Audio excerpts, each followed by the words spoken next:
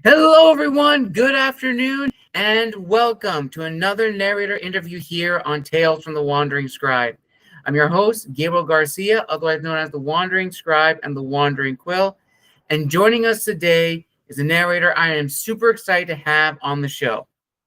Now, storytelling is a powerful way to connect with an audience, and it has been a constant in my guest's life, regardless of the medium or methods.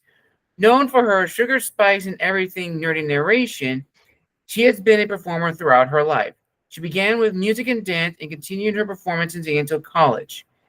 She then transferred her skills into storytelling, which informed her experiences in facilitation and coaching. Now, as an audiobook narrator, she enjoys a more direct relationship with storytelling by giving voices to the growth that authors depict in their characters. She has had the pleasure of narrating diverse range of genres, including dark fantasy, fantasy, romance, dark romance, and science fiction. In her free time, she bakes, practices accents and languages, plays computer games and D&D, and embraces her role as a mother on a journey entering her villain era. So, without further ado, I'm so excited to have her here on the show. Not to mention, she is also the incredible narrator who gave us the voice for Warriors of the Moon, which you can watch on my channel right now as a little teaser of what to expect. Without further ado, let's give a huge round of applause to today's guest, Hel. Hel, welcome to the show. Thank you. I'm very happy to be here. Awesome, Hel. Awesome. I'm so excited to have you here on the show. And actually, fun fact, Hel, you were actually name dropped in a previous author interview. There's Yeah? an author that we do have in common. Misty Q. I don't think it's no. Oh, you gotta give me another one then. Who is it? I believe, was it either last year, not last year, but earlier this month. It had to have been, who else did I recently speak with? It was, oh gosh, now it's actually going to bother me for the rest of this interview. I'll let you know. I'll let you know who it is. I'm honored though. I'm honored that they thought of me. I'm assuming it's good things because Oh yes, nothing but good things, Hel. oh, Nothing but great things. I'm glad. That makes me so Awesome. happy to hear. That's great. That is amazing. And before we dive deep into the interview, Hel, here's a little fun little icebreaker question. Sure. Is there anything that potentially your fans may not know about you? Oh. Um I guess this is I haven't some people know this, but not everybody. But I used to intern at a dairy barn. So I have a very I have a love for cows. I think they're so silly. I think they're the cutest things. They've also hurt me, obviously not intentionally. But there was one time where I did have to race a herd of cows so that they wouldn't escape. They wouldn't escape like the little dairy enclosed dairy barn. That was terrifying having to race a herd of cows. Luckily, I don't think they realized it was complete freedom. So they were like, oh, they were just mostly sauntering. Some of them was a little bit galloping, and I'm like sprinting with my heart out to close the gate in front of them. Huh, but yeah, I love cows. Nice, very, very nice. If it's especially if they're like the Highland cows, oh, I love those. Oh, I I didn't absolutely work love those. I didn't get to work with them, no, but they're super cute. And maybe a little bit of fun factoid. Did you know that the milk you consume from grocery stores are often a different mix of cow's milks? The typical cow you see is like a black and white spotted one, aka Holstein cows, but there are also other kinds of cows like Jersey and Swiss Mhm. cows that have different perks to how they produce their milk, and usually what you consume is a mix of their different kinds of milks. I believe that. I believe that. And that has been your little fun fact, viewers and listeners. Absolutely. So, Al, I'm so excited to have you here on the show to talk about your career as a narrator. You've done quite a lot in your career, doing a range of books and a range of voices. I actually had a chance to do a little research Mm, before the interview to get an idea of the stories. And in case I do butcher them, would you like to share with our viewers and listeners some of the projects you have worked on previously and possible little teasers of projects you have in the works? You don't necessarily have to name the books for those, but you can name the authors that you're working with. sure. So my very first book and series that I'm continuing on is a dark fantasy series, starting with Corrupted Tides. It's going to be a 7-book series, and I am finishing up book 3 this year. So that should be coming out soon, Defiled Oceans. There's Corrupted Tides, Tainted Seas, Defiled Oceans, all very watery themed. And there's 4 more books after this, and it made me fall in love. I didn't even know about dark fantasy before this. Made me absolutely fall in love with the genre, and I'm such a fan of that author. I've also had the pleasure of doing a historical romance. I'm Ooh. actively working on a dark romance called Redemption by Madison Jacobs, where it's she gets abducted by an alien accidentally, and just going through the adventures of how they come together, how they put their differences aside. That's coming out later this year. And I also just recently released my very first horror novella by H.S. McInerney, and I've always been a lover of horror stories. I am such a huge scaredy cat when it comes to visual media, but written media I can totally do. I can read horror stories, and I love reading horror stories. So I was so excited when I got to do this one. It's called The Lonely One. It was just released earlier this month in the beginning of October-ish. And it was amazing. I had so much fun doing it. And I can't wait to do more horrors in the future as well. But so that's, not lying when I'm saying I'm all over the board. I'm also working on a lit RPG, and Ooh. I have another dark fantasy and a small town romance coming up next year for sure that I'm so excited for. Both of these authors, Rosia Carranza and Andrea Janelle, they're both absolutely talented writers, and I loved working with them, and the stories are just so good. Nice. Very, very nice. All right. Well, I have some new books to add to my collection when they are officially out or just finishing up. And speaking of books and the different types of books that you've worked in, Hal, I'm very curious. What would you consider to be your definitive aha moment that really put you on the path of being a narrator? Where did that all begin? Um, how did that start? It was kind of it was I don't know if there was a one aha moment as much as I got into the journey of exploring usage of my voice, um, right after I gave birth, pretty much. Mm, And so as I mentioned, I used to sing all the time. I used to professionally sing, but that didn't really go anywhere because that's not my parents said that's not a real job. Go get a real job, and so never something I ever pursued. And it wasn't until after I gave birth that I really went on this journey to try to find myself and who I am again as a person. I find my identity beyond just being a mother, that I mm, started exploring what else can I do? What else can I do that's going to really bolster my confidence or build my confidence in myself again? And that's when I started going into just some audio work. I did a class right before the pandemic, and had so much fun, but didn't pursue it because I had a day job and yada yada yada. And so it was just like it was just an opportunity for me to try again. And it wasn't until I was in TikTok and I was just, doing those voice acting challenges that I started connecting with other narrators and other authors. And I realized, oh, this is a thing. People do this. mm, And the more that I connected with other narrators and authors, the more that I saw that there was interest, that people actually wanted to work with me and wanted me to read their stories. And I love reading stories, and I love not having to come up with my own words. And so it just kind of naturally, organically went that route. And I'm so happy because of it. Awesome. Well, that's really great to hear. That's absolutely great to hear.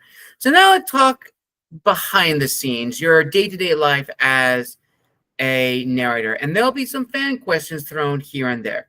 So Okay. let's start with the first question.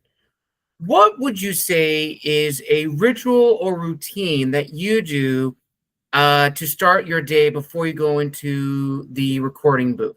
Oh, well, quite honestly, because I'm a part-time narrator, the narration happens after the kid goes to bed, after dinner, after the kid goes to bed. So generally, it's putting her to bed, starting to warm up my voice, whether it's scales, doing mouth exercises, breathing exercises, singing through a straw, whatever that looks like, but starting to warm up my voice and starting to get all of the files that I need ready. Turn off the attic fan, turn off the AC.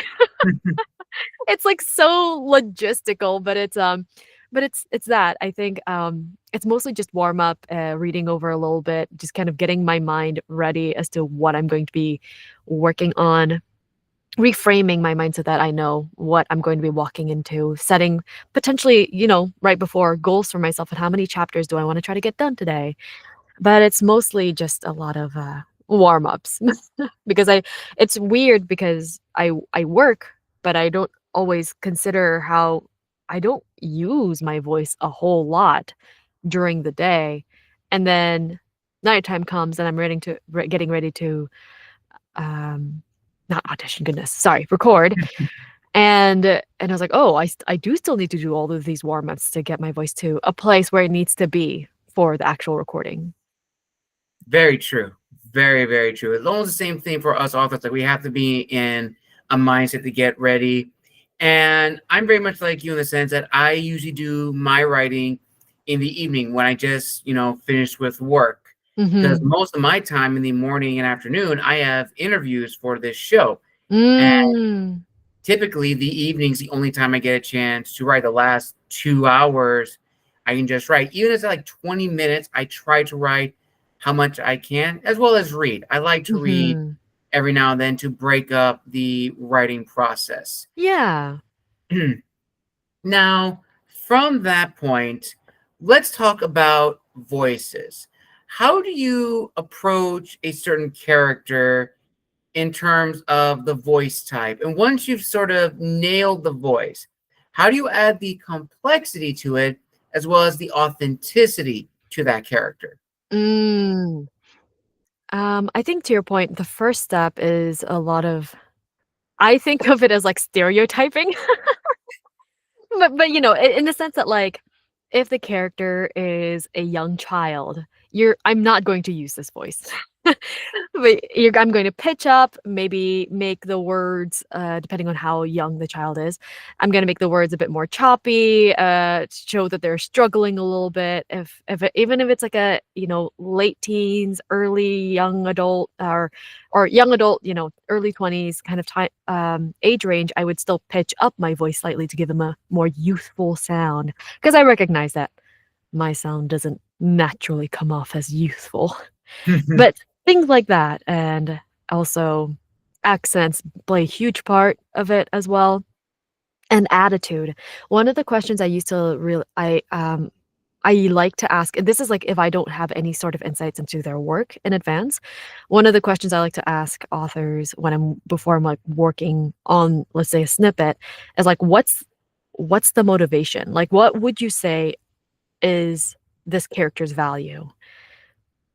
Because that helps inform me as to, like, what they care about, how they might hold themselves or present themselves, in the performance, and once they kind of have some sort of idea of a voice down, then it's all about the attitude, it's about the scene. One of the things I loved hearing, and I do try to employ all the time, is that whenever I am narrating or going through a scene or, like, going through some dialogue, I am actively thinking about the scene and what it looks like. What room are they in? How are they facing each other? What's their body language to each other? Why, like, what's around them? Are they interacting with things? Just, like, I am imagining a graphic scene in my mind of how this snippet is playing out. And I think having that vision helps me understand how things are gonna flow and the flow of the delivery as well from, like, this scene to the next so that it feels a bit more cohesive throughout. Absolutely, absolutely. And here's our first fan question, Hal, from one of my viewers, who asks, "What has probably been the most challenging accent to nail in a narration production?" Oh, I'm still working on my accent, so all of them? Um, surprising, challenging. I'm working on my Southern. I am working on my Southern, but if I were to um,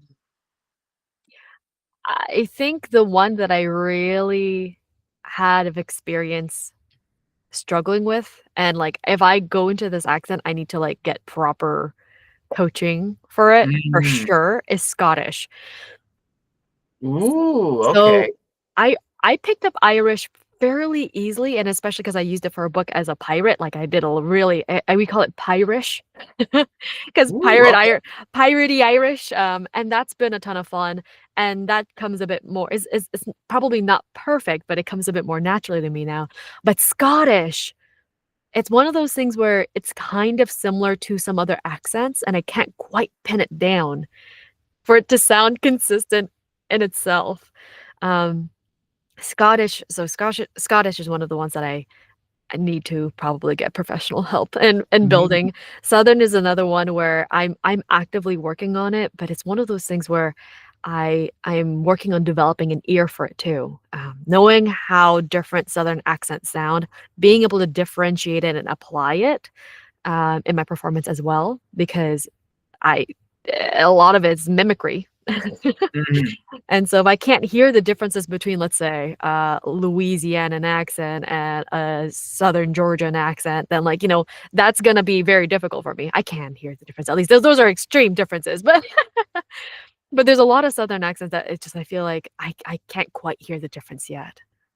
Right. Absolutely very true. And here's actually another fan question. Ooh, this one's actually a pretty good one. I don't think I've gotten this one for any of my guests. Ooh. All right. This viewer asks, what was probably the best blooper you had in a recording session? So one of my favorite bloopers there's 2. Um This poor author. I SM Campbell is my very first author, and it's from the dark fantasy series, and this guy, he's such a hoot, and I, unfortunately, the bloopers are both from his books. So, the very first book I'm gonna give 2 stories. This one's shorter. The very first book, I, for some reason, was struggling with the words "general populace." Okay. I was just like it was just I kept slurring it. I was like, general populace." I couldn't get it right, and so eventually what he did was he took what I said, "general populace," and made it a character in the second book, and it was like, that is, like, the most flattering thing, but also haunting because now it's like my blooper lives eternally in this book. But that was really nice. The other one, I had I cracked up so hard when I realized that I messed up on this sentence, and it was a gritty scene where a person lost their hand. Ooh. It was oh, yeah, a person lost their hand because it was getting infected and all those things. It was bad. It needed to get removed, but he had a ring on that hand that was stolen by the prison guard. And so the sentence went something along the lines of, he had Nario saw his lucky ring on his finger. And for whatever reason, when I recorded it straight faced, I didn't even realize I said it. I said Nario saw his lucky finger on his finger. And I just thought it was like, that's so weird. Like imagining it was so silly and so weird to me. I just like cracked up for a good what felt like 5 minutes because like I can't believe I said that. Like that makes absolutely no sense. But he was wearing a lucky finger on his finger. Nice. Love it. So it seems that you have like great moments in your recording booth, from like, the bloopers to some scenes and some characters. That is awesome, hell. That is amazing. Now, when you began this career of yours, what were some of the biggest stereotypes that you discovered in your research when you were deciding, getting equipment ready, how to build your sound booth? And now looking back at it, are there any new stereotypes that people may have about narrators? What do you mean by stereotypes? Well, by stereotypes, I've said it with a lot, especially a lot of other narrators on the show, especially those that we know, like from Sammy Rowe, Mm, Amber M, Lauren Beck, soon to be Brittany Rice, and more.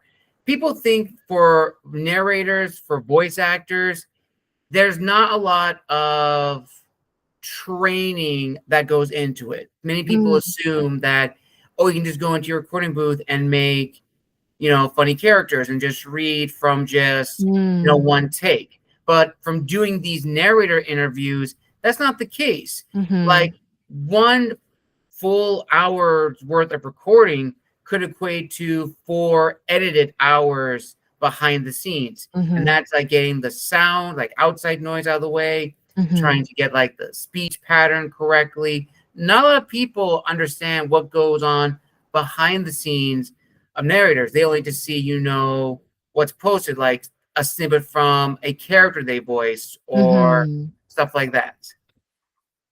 So you probably have heard all of the things that I would probably say in this regard anyways, because all of those things, as you said, are true. There's so much more that goes into it than just recording. So Mm, maybe I'll do a slightly different approach, which is I okay. think a lot of people go into narration or voice acting in general, or voiceovers in general, as thinking like, "Oh, I have a great voice, and therefore I could do this." Yes, maybe. I think what a lot of people it all comes down to work. I Mm, is kind of how I would put it, because you might have a great voice. Great. Can you act? Do you have range to do yes. the opposite sex's character voices, or do you have range to do a variety? Like, if you're gonna take my first book had 10-ish characters, my second book had 20-ish characters, the third book in the series had 30-ish characters. You're gonna have to grow. Are you Mm, willing to put in the work to grow? It's not having a nice voice is a part of it, but you don't even have to have a nice voice to be a successful narrator. You can mhm, have There is a market out there for everyone, and for me, it comes down to, are you putting in the work for it? Not just growing yourself as a performer, as an actor, but also, how are you growing your business? Because if you have the nice mhm. voice, if you have the talent, but you're not putting yourself out there, you're not marketing yourself out there, how are people going to discover you? And that ultimately is how you drive business to yourself. Yes, that is all very true. And the things you just brought up, Hell, we're going to be talking about those in the business side of being a Mhm, narrator in that segment. So now let's go ahead. So once you sort of found your stride, found the genres that you not only enjoy reading, but enjoy working on, mhm. ultimately, when you're working with a returning author or a new author, what is ultimately your goal when you agree to be a part of this new project, as well as the promise you're making, not just to yourself, but also to the author and their readers? Mm, I would say that the promise I'm making is that I will partner with you through this, to my clients, to the authors I'm working with. Um, I'm promising to be a partner with them because, and as a partner, I am promising to do my utmost best to produce this audiobook, to be transparent in how I operate and how yeah, to be transparent in how I operate and how we do business together. At the very least, that's what I'm promising, is this partnership. I'm as invested as them in making this audiobook successful with my performance and as much as I can with the promotions of it as well. Very I true. Very, I very was true. like, "Did I answer all?" Oh, yes, yes. Yes, you did, Hell. You absolutely did. And I like how almost all the narrators that I've interviewed on the show all agree that, it's good to have this collaborative mindset that, we're in this together. We are trying to bring this story to life. The author's done their version where they've written it, and the narrator is now coming on board to bring it to a new medium, to a new stage. And I Mm-hmm. absolutely think that is awesome and amazing. And another fan question, which is kind of almost similar to a previous fan question, is this. Now, as we talked about, or as you mentioned, there have been some funny bloopers Mm-hmm. that have happened in a recording booth, and in some cases have made it into the author's work. And then, of course, there have been some moments, or it comes down to actions where some are a little bit more challenging than others. So now let's talk specifically about certain character types. Okay. So, in your career, Hal, who has been your favorite character or character type to voice or narrate, and what has been the most challenging character or character type to narrate in a production? Um, uh, I like femme rage. Anything with femme rage, it feeds my soul. It feeds my soul. And so the moments, like there are moments in these stories where, let's say the main character is going through something, they're angry at something, they're angry at someone. And what I love is the interaction, the dialogue, the scenes where they're finally confronting and accepting this rage, or like expressing this rage. It's so cathartic to me, and it's so much fun to do. Yeah, it's so much fun to do. Even if it's like, a little bit angsty too. It's just like it's so yeah. I mean, I even if I'm playing the bad guy in this case, it's just like the scene, like that's what is like the scenes are most vivid in my head, and I have so much fun depicting them. Some of my favorite characters though that I kind of call back at any point is one where I her name is Renalia in the dark fantasy series by S.M. Campbell, and she's just like this. She's brilliant, she's no nonsense, she is just such a badass. She's not even the FMC, by the way. I love the FMC. She's not even the FMC. She's a main side character to the MMC. But I just love her so much, and it just like her directness and just like the no nonsense of her. Whereas I also like her counterpart, the MMC, because he's so punny, and I love puns. I have an unhealthy relationship with puns. I love puns. I don't care how bad they are. Just like I enjoy all forms of puns. Anyways, the most challenging, the first thing that comes to mind is a voice that's most challenging, and it's just one of those things that I haven't learned how to access this in my own vocal cords, with my own like structure, but like gravelly voices. I struggle with gravelly voices. The one I had to do for, again, book one, he dies. Thank goodness he's not coming back.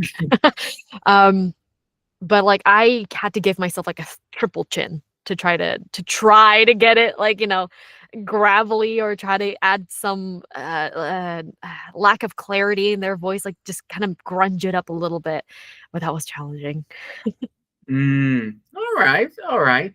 Now, this is another really fun question, but I think it's also a very important question to ask is that, just like authors, I imagine you narrators have days where you're either too tired to record, Hmm. or in most cases, you're in the recording booth, you're trying to voice this character, and the worst thing happens. You don't remember what the voice of the character was. Even though you have it on file somewhere, trying to actually recreate it sometimes could be tough. Mm. Or there'll even be some days where you don't know what the character is supposed to sound like, even though the author has given the best descriptions they can about, what they look like, where they're from, Mm. depending on what the story is.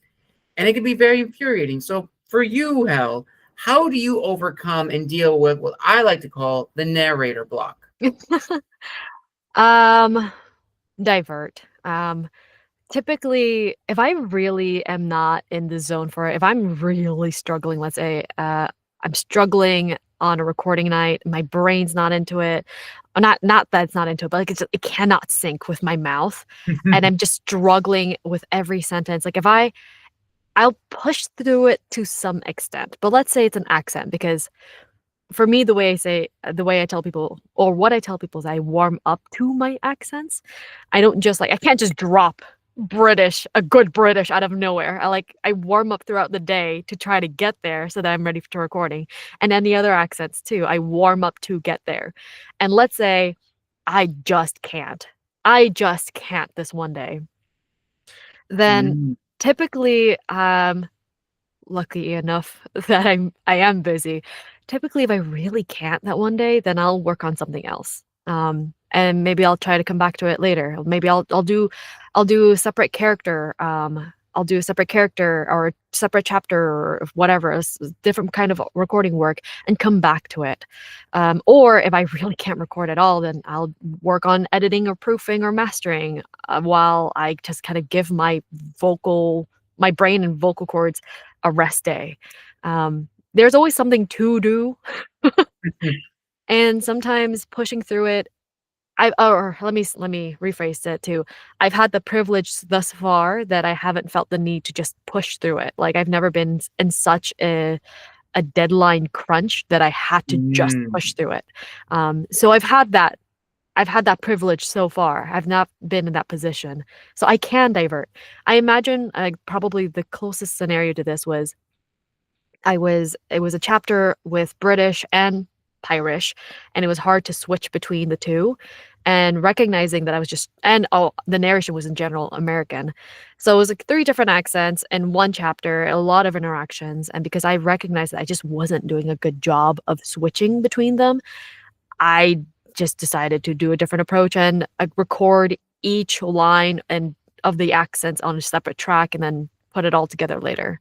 Not the smoothest, but it was the best way for consistency's sake.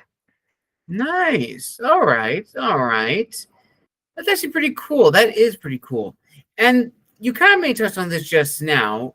Well, here's another fan question, a really cool fan question. Mm, So, for you, Hel, when you're not narrating, and you kind of hinted this in your bio, what are some of your hobbies you would like to mm. do just either by yourself or with your family? I like to play games. There are a lot of it's called friend slop games, apparently. I don't know if you've heard of that, but things like Peak, things like Repo, it's just a quick and easy way for friends to kind of get together and unwind. I've always been kind of a gamer all my life, whether it's tabletop gaming, computer gaming, not as much console gaming. That was more when I was younger, but I Right. always liked to gamed. I used to play game all my life, and so I like to unwind doing that. I'm also I would not call myself a foodie. I just love to eat, but I have no knowledge of food. Um, so I also like to bake once in a while, and I'll just bake something, and my family gets to reap the benefits of that. Awesome. All right. Nice. So now let's dive into some personal reflective questions. Hmm. And the first one we're going to begin with is, what does it mean to be a narrator in the digital age? Because being a narrator and a voice actor in the publishing industry has changed Yeah. within the last 20 years or so. I Yeah. mean, before you had people from Broadway and film Yeah. being the narrators. I mean, you still have them do it now, Yeah. but Yeah. now, as you mentioned earlier, Hell, there's now a big drive of independent and freelance narrators Mhm. really striving to create their brand and their business in the publishing world. Mhm. And as freelance and independent creatives, social media is a must. Everyone in the publishing industry uses social media in some shape or form, whether that's to create website, promote it, everything Mhm. like that. But as I'm sure you'll definitely agree, how social media can be very draining and exhausting. Mhm. And there have been a few instances that I have seen from other narrators that I follow, where sometimes they will not record or will not do anything because, of course, people on social media can be cruel and vindictive. Mhm. And that goes back into this taxing thing that social media does to creatives and independents. Yeah. So ultimately, Hell, for you in particular and your personal experiences, have you ever had moments of, let's say, heightened anxiety or even imposter syndrome? And what continues to discipline you to be the best narrator, voice artist you can be? Short answer is yes. I've experienced imposter syndrome, anxiety, like every other normal human being that's not a psychopath. I'm just kidding. I do acknowledge that I probably have, like, higher confidence than than, like, some of my peers. I tend to be a very confident person, but I promise I do go through imposter syndrome. It does happen once in a while. But I do, and, I think the best way for me to kind of describe how I manage and how I push through it all is one of the biggest value I have as an individual is growth. Growth in Mhm. any capacity, whether it be physical growth, mental growth, skill growth, emotional growth, whatever it is, growth is a huge value to me. So I'm not satisfied with what I have. I'm not going to be satisfied with where I am today. I can acknowledge and be grateful for how far I've come, but I'm not gonna be satisfied because there's always room for improvement. You can blame my trauma for that, but because of that, for example, like, when I first started narrating live on TikTok, it was nerve-wracking. I knew it was gonna be nerve-wracking. Even being a performer, I've performed in a 1,000+ stadium full of people for a basketball game, a national league basketball game. Like, I've performed, and if I can do that, I can probably do this too. Like, then I've lived in anxiety, and it was super nerve-wracking, but it was also one of those things where I recognized that I just had to desensitize myself to it. It's not Mhm. actually scary yet. I don't actually have a real reason to be scared of it aside from it's just anxiety inducing. But once I started doing it, once I started kind of reflecting on what worked and what didn't work, then I started to kind of set those boundaries for myself and for the people who are attending, and watching me so that I can create a space that is more comfortable for me to work in. And so I have, for better or for worse, I don't have people coming into my TikTok lives or my Instagram lives while I'm live narrating, so it's actually quite comfortable. No one watches me anyways. Or if they are watching me, they're not in the room, so I don't see them watching me, you know? Right. So, I almost I don't have to care. I don't have to care how silly I look. This is like who you get who I am. I'm obviously have to be mindful about the things I say and I always want to try to project a professional self on public media. But all in all, I get through it because I know that there are a lot of uncomfortable things I have to do in order to Mhm. get better, whatever that get better looks like, and in order to grow. And so I push through it or I reflect, take some time off or re-strategize, but I do it anyways. Very good answer, Hell. Very good answer. And the next question, I'll give some context of this one. So I've been doing the show now for about 6, 7 years, and I've had the opportunity to meet so many people, a lot of authors, now narrators, editors, and Mhm. more in the publishing industry, and it's been awesome. And from what I've learned from them, a majority of us began our careers in the last 5 years professionally during the lockdown years. And I've Mhm. seen this discussion where the lockdown years have been collectively agreed upon to be the breeding ground for the next generation of independent creators, whether that's authors, artists, editors, or narrators. When the floodgates opened, we took the publishing industry by storm. Mhm. And in the beginning, I firmly believe that we were in a golden age. But now looking back at it, I definitely feel that we are in more so of an iron age. And I come to this conclusion because one thing we haven't talked about is, well, I think you did mention this earlier when it came down to, the stereotypes of narrators. Is people think, oh, you have a good voice, you can do great in this industry. It has to be stated that just like being an author, being a narrator is not a get rich quick scheme, No. because I am sure you'll definitely agree, Hal, that there's no guarantee that you're going to be chosen to be a part of a production. You'll give numerous audition tapes to the author, and they may consider you until someone else comes along who fits in their specific parameters. And ultimately, you have those that just came into this industry just to make a quick buck. But just like being an author, there is no guarantee in this industry, and it's not a get rich quick scheme. And ultimately, I would like to hear your thoughts on this, Hal, of whether or not we are still in a golden age, or if we're transitioning to a new age, or rather an iron age.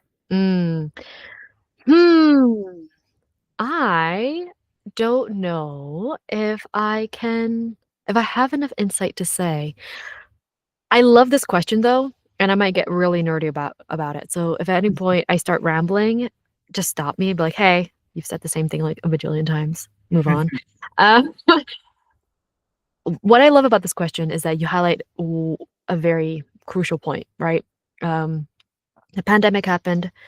It was immensely disruptive, not only to our individual lives, but to the industry as well. One of my favorite books, I want to say it was like from a book called You Are a Badass. It could have been from another book though. It could have been from another book, but there is this concept of when you are forced to change, and in the story of this story, or in the context of the story, it was like a person was let go. They were or fired from their job. And so they didn't have a choice in that. They didn't have a choice in that. They were let go. Now they now had a full-time paying job and now they don't. And now they're faced with the stress and task of figuring out what does that mean for them. And some people, granted, I do want to add a little layer of caveat to this. There is an amount of privilege that is almost needed in order to, not in order to, but to be able to get out of a funk like this. How do I say it? Having more privileges makes it easier to get out of that funk versus if you don't have certain privileges. I do want to add that because I don't think that book ever talked about certain privileges that people have over others. But you're laid off, you're now high stress, you still have to provide for a family, let's say, and you still have to figure out how you're going to live. Are you going to lose your house? Are you going to lose whatever? You're going to have to sell your stuff. And some people really lamented in that. But in this story, they talked about how that was like the best thing that could have happened to them because now, and again, in this case, they had certain privileges because now they got to finally, they had no more excuse to not pursue the things that they were so interested in for years. They had no more excuse. And I'm like, okay, well, I've lost everything. Now I have so much time on my hands that I used to spend all day working. Now I'm going to invest that time into something I actually care about. And they built a new business. They built up a new career doing what they love. And that was the best thing that happened to them. And I think absolutely to your point, we see this happening during the pandemic. There were huge layoffs. There's hugely disruptive in our personal lives as well as industry.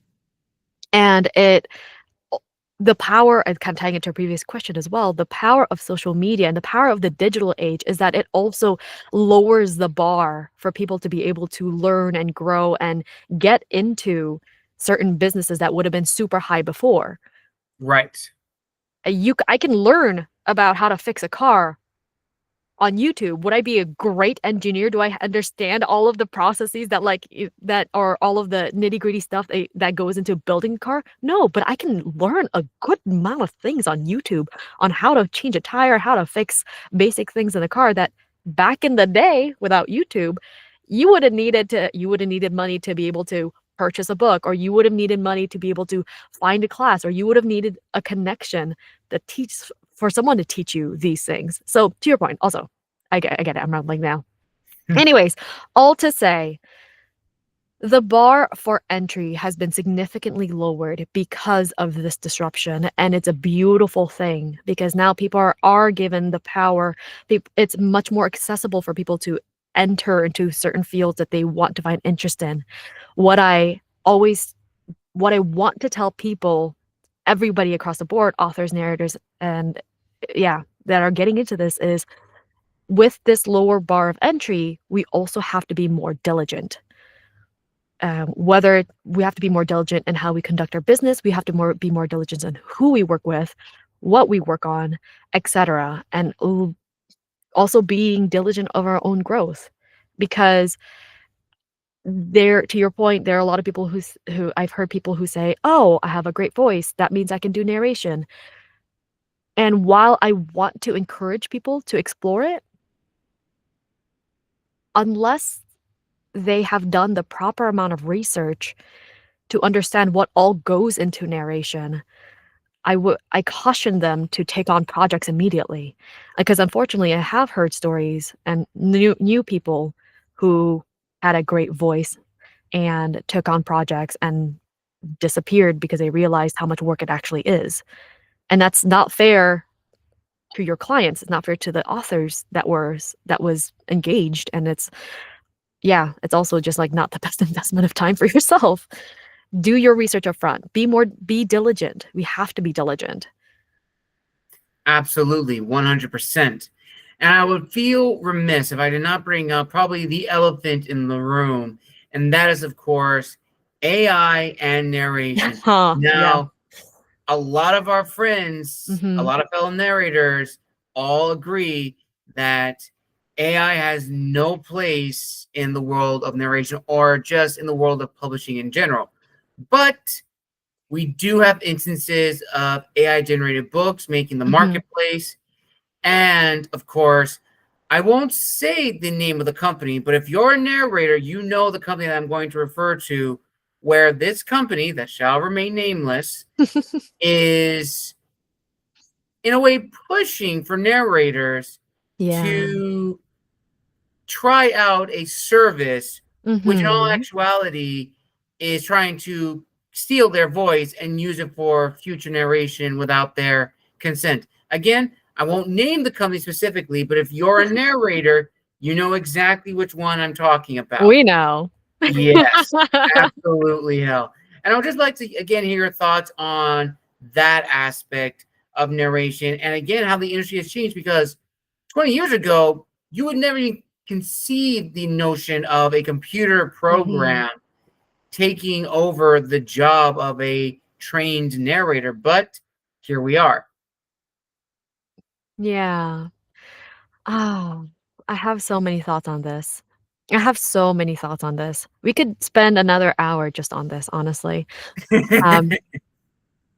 Yeah. My personal stance is that generative AI specifically has no place in the creative platform. And it has no place in the creative space. That's probably what I meant to say. Generative AI has no place. I firmly do not believe it. Not believe it. I do not condone it. I do not support it. I am wholeheartedly against the use of generative AI in the creative space, because why do we do art? Why has art existed since practically the beginning of humanity? Yes. It is a method of conveying and telling stories from one human to another, unbound by time. Again, very true. Very, very true, Hal. And my favorite rebuttal to this, well, let me provide my own thoughts on AI, which I have to agree. If you're going to use AI to write something or create something, that's a big no. But I will admit that I've been the first to say this, and I said on numerous episodes, I have used AI to help refine my synopsises, to refine my outlines, as well as character templates. I'll be the first to admit that, and it has helped a lot. But when it comes to my own stories, that is the old fingers. That is the computer typed away, hours spent bringing these stories and characters to life. And And my favorite rebuttal that I've heard from a guest on the show in regards to like people who say, oh, there's nothing wrong with using AI to create something, their answer to that was using AI to create something for you is like asking an alcoholic seventh grader to do the work for you. Because ultimately, you're going to be an editor. You're not going to be the author. And furthermore, AI creates a false sense of creativity because it mass produces it. It yeah. becomes saturated. It loses its identity. The one thing I want to add to this is, again, there's a difference between generative AI and AI. Grammarly uses AI. Yes, please Yes. tell me to correct my grammar because I'm shit at it. Or sorry, I'm bad at it. Oh, no, you can curse. You can Okay. curse on here. Tell me that I'm misspelling this word. Tell me how to rephrase this to make it slightly more professional for an work email. Please. AI has existed for a very long time. Generative AI is that distinction where they are actually stealing unconsensually, non-consensually, the works of others and reproducing it as if it's their own. And I work very closely with technology in my day job. I'm actually tasked with finding new AI tools to implement within my company every single day. So I am inundated with all AI stuff, both generative AI and just helpful AI stuff that I have to look into. And here's my thing. One, generative AI, ChatGPT, people use ChatGPT a lot now. They use other forms. They use other platforms as well too. They are known to be confidently incorrect. And that's the thing. Confidently. It presents the information very confidently, just speaking very matter-of-factly. And to the people who don't do their research, who don't think to check twice, they'll just take this and run with it as if it's fact. And when a simple alternative Google search may also tell you that it's incorrect. Mm-hmm. So generative AI, even from the very beginning when I started working in it, I was cautioned from the very beginning to always check because they are confidently wrong often. Obviously, they're not going to get 1+1 wrong because there are some facts in life that that that can't be refuted. But there's a lot of things they make up. But here's my other thing why I have a real issue with generative AI in the creative space. Mm-hmm. What generative AI does is it scraps the internet, right? It scraps public information from the internet. We both know, as adults who have grown up in the digital age, we Mm-hmm. know some of the slop and misinformation and just downright harmful things that exist on the internet that is unmediated.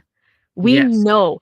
So the internet can represent some of the worst qualities of humanity.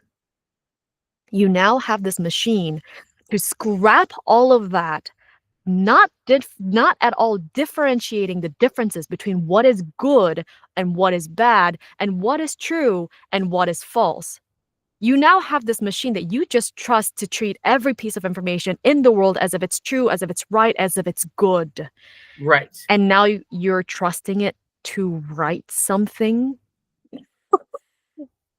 You're trusting it to write something, to generate something, to tell a story that is going to be of quality? Mm-hmm. Yeah, you trash in, trash out. Very true. Very, very true. Everything you said, Hell, is absolutely correct. And yeah, this segment alone, this question alone could be its own episode. which may not be such a bad idea. It may not be a bad idea for my other series, the Writers Hub. Viewers and listeners, if you would like that to be an episode, comment down below and I'll try to make it happen. But going forward from that, that does now lead into, of course, the business side of being a narrator, which I love to hear your thoughts on these set of questions. So, as an icebreaker, Hel, when you began the narration journey, when you entered into the industry, how much research did you really discover when you were building your studio and building your brand? And secondly, looking back on your career, is there anything you would have done differently in terms of promoting yourself? Hmm. I would say that my research was definitely as I went along. Obviously, getting into the voiceover or voice acting space, I had to do the research of what does good sound like from a space quality, from a sound quality, from an acting quality. There are a lot of a lot of questions on a lot of learning on that, but also a lot of learning on the legalities of it because Mm, we within the narrator space, there's always this frustration when we see other narrators narrating parts of a book that's already been narrated. That's kind of it's like it's almost like stepping on someone else's toes. And there's also legalities against this too. And so a simple search and it like just understanding because I don't want to get if I'm going to start a business, the first thing I do not want to do is get into legal trouble. And so right. the first thing I did was research what are the things I can narrate publicly so that I can start getting myself out there. And a very simple search will tell you works, old literary works that are like 70 years or older, or 70 years Mhm. after the author has died. There's a ton of works you can narrate that exist. There's a whole library of it too. But so I did a lot of research on like how to conduct myself in the community. What are the things I need to get set up? What are the processes in place? And a lot of this research took in the forms of like going to specific websites, asking around, being referred to one resources after another, and consuming those. So a lot of research, and that's kind of how I learned what I told you before about the whole. Really imagine the scene in your head. Where are they facing? What are they wearing? What are they interacting with? Where are they? Having a vivid sense of what the scene actually looks like helps with the performance as well. So that's where I learned all those things as well. The other side of it is that naturally as humans, we learn on demand. So for example, what I mean by that is I didn't know that much about engineering aside from I needed to be able to engineer and I had like a very basic knowledge of it at the beginning of narration, but it wasn't until I was going to audition that I realize, okay, I need to really buckle down and understand what does engineering actually look like? What are the steps in place? What do I need to do in order to get my sound quality good enough for these distribution platforms like ACX to accept it? We learn on demand. We learn based on or sorry, not on demand, but at times of need, and that was a time of need. So that's why growth is a big value to me because there's always room for growth. There's always something else to learn, whether it be about the industry or performance or etc. And it's just based on need. The other side of that, or sorry, not the other side, but the other part of your question is what would I have done differently? Mhm. I don't know. I don't regret there's not one thing I specifically regret in my journey. Um, if I could probably the one thing I regretted was when I first got into this, I didn't the whole conversation around generative AI hadn't blown up as it did, and Right. so I didn't understand why it's so harmful and why so many creatives were against it. But this was really in the way when I was in the beginning of it. Very quickly I learned like, oh yeah, no, this is a big no-no. Don't do it. It's bad. It's harmful. Not only for the environment, but also for my creatives, fellow creatives. And if I want people to support my human art, then it's only right for me to support other human arts. But I wish I had learned that much sooner. Fascinating. Fascinating. So now let's talk about, creating, the brand, which is, of course, yours, which is Hell Narration. Now, Mhm. as mentioned in your bio, you love fantasy, romance, dark romance, science fiction, and more. I'm all over the place. When you, during the time when you were doing your research, when did you realize that those were the book genres that you want to narrate in? Are those the types of books you like to read as a reader? And would you say that for anyone who wants to be a narrator in this industry, that the first step among many things is to really look at the books they themselves enjoy as a reader and see if that's the type of genre they want to voice or work in? Hmm. Huh. Yeah, I'm all over the place because I read all over the place. Um, before I got into narration, before I got into narration, I read anything and everything. I was reading horror. I grew up with a lot of fantasy.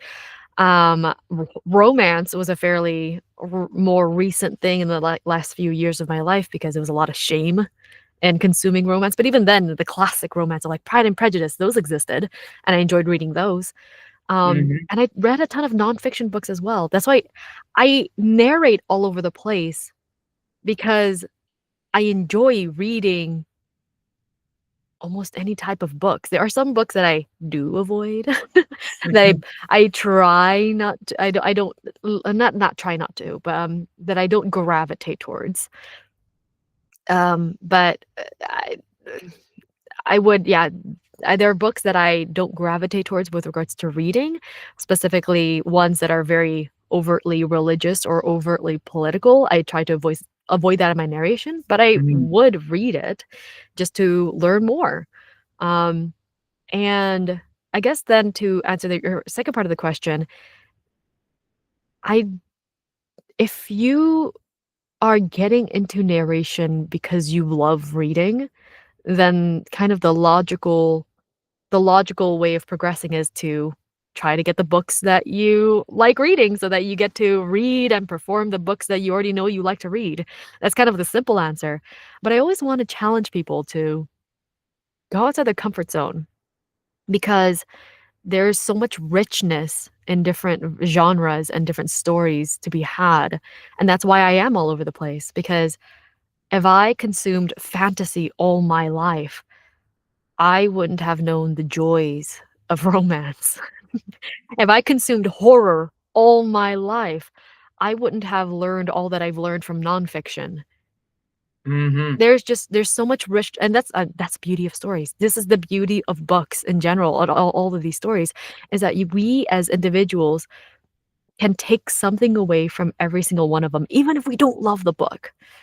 We can take something away. There is a part of the power of fiction is that it builds and breathes and teaches us empathy because I can't relate to a centaur, but I can relate to what that centaur is going through potentially in their journey to find his home. Let's say, I don't know. It stretches our muscles to in order to find the things that we relate to and can empathize with. And that's to me, that's the real power of stories and why I I want to encourage people to read outside their comfort zone. Nice. That is a really good answer. Hell, that is a really, really great answer. And we're almost nearing the end of this incredible narrator interview. So we do have a final few questions that I do want to get to. So we talked about a lot of great things, which is, of course, doing your research. If you're passionate about this, really do it, but definitely be realistic. But I definitely feel a very powerful thing, which I have talked about with other narrators on the show, is the power to say no. And Mhm. for context for this question, I imagine that there have been probably books that you have seen that were doing open casting calls that's like, oh, I really want to be a part of this, or vice versa. An author approaches you to voice the book, but you realize you don't have either the range or the skill set, or in other instances, you read the book, but the book is touching on things that you yourself are not comfortable Mhm. reading or performing, and that's a very firm, like, hard no. So I'd Mhm. like to hear your thoughts on, this, and pretty much, just reiterating that narrators, like any actor, have the power to say no. Absolutely.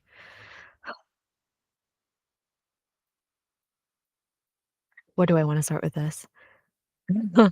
I completely agree with you, especially a lot of us narrators are small business owners, essentially. Yes. We are self-employed or simple, yeah, and we're creating our own little business, and because this is our business and we're representing ourselves and we're yes, we wanna be successful in all those things, but we also have to we are our only best, if not only defense for ourselves, and we have to respect ourselves.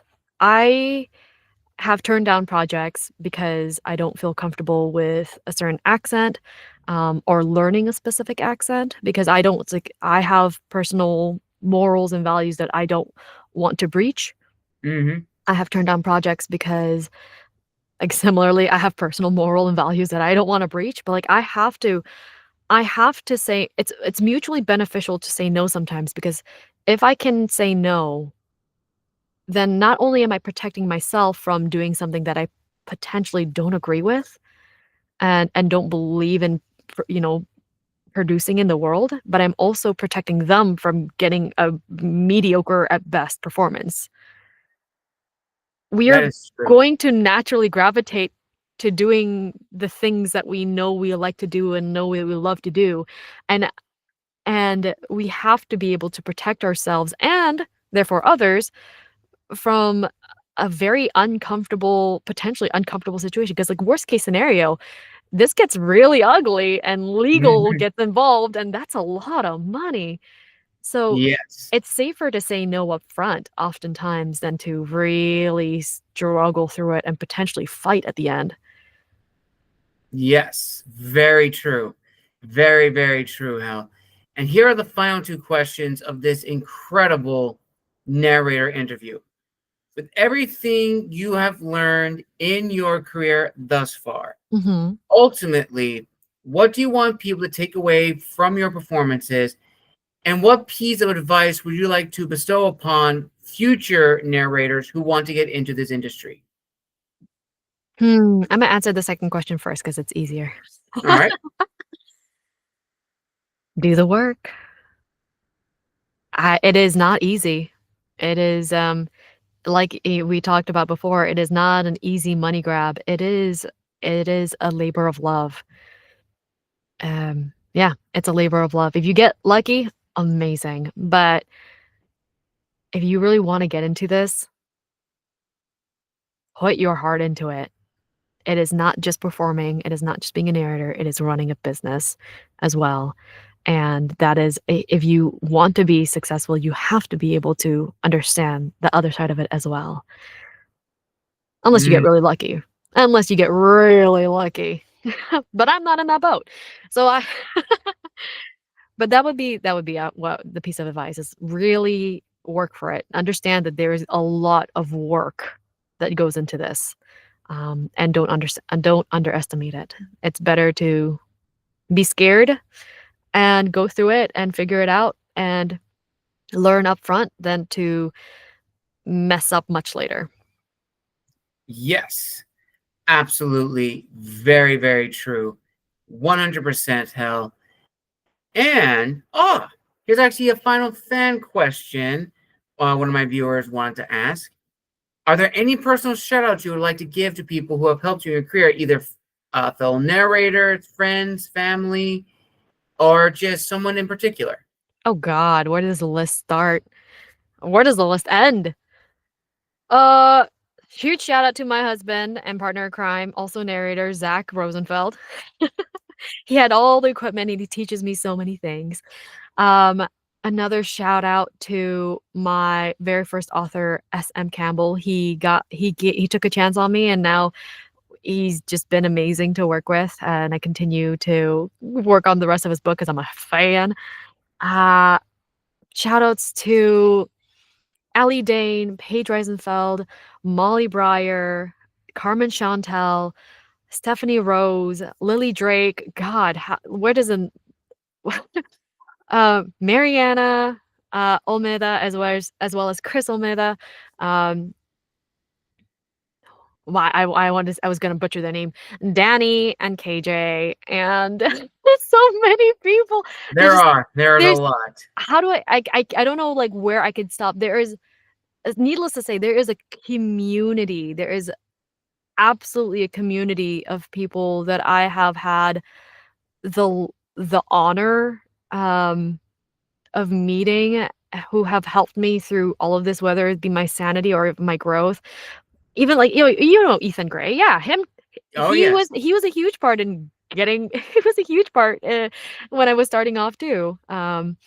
So there's so many. I could list too many people, and it would take up another 30 minutes at least. But if it wasn't for this community who have helped me not only grow as a professional narrator, but also as a business, I don't think I could have made it as far as fast as I have. Very true, Hel. Very, very true.